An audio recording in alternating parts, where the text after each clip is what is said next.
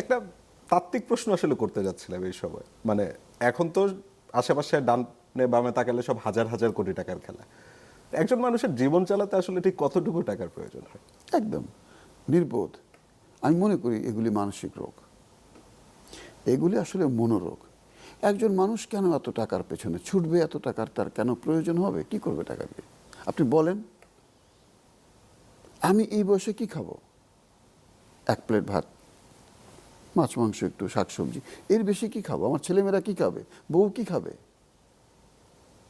তো এই যে টাকা উপার্জনের যে একটা নেশা, হ্যাঁ, আমি মনে করি এটি একটা মনোরোগ।